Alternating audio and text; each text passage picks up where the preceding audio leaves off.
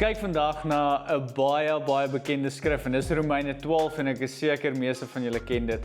Maar ek wil gou 'n backstory gee. Daar is niemand wie se lewe so radikaal getransformeer is soos Paulus nie.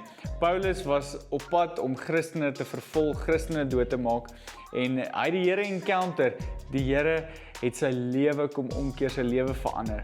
En wanneer ons hierdie gedeelte van vandag lees, wil ek hê dat jy daai in gedagte hou, want hy kom praat oor die feit dat ons lewens moet transformeer.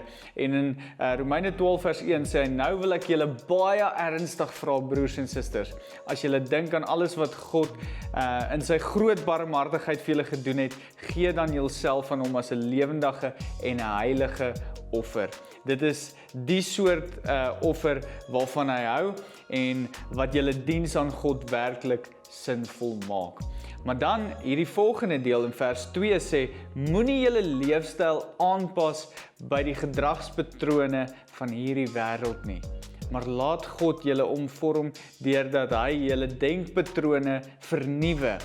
Dan sal julle goed kan onderskei wat hy wil hê dat julle wat hy wil hê julle moet doen, naamlik dit wat werklik goed en aanvaarbaar en volmaak is.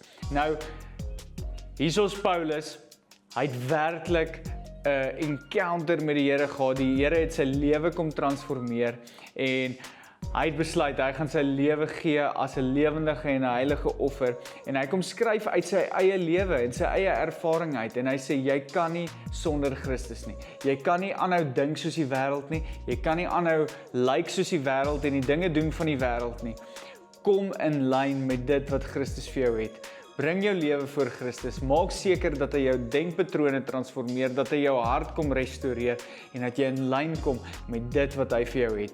Moenie uitmis dit wat die Here vir jou het nie. Kom ons luister vir Paulus en die erns waarmee hy hier praat en ons leef soos wat God wil hê ons moet leef. Jy moet 'n awesome week hê.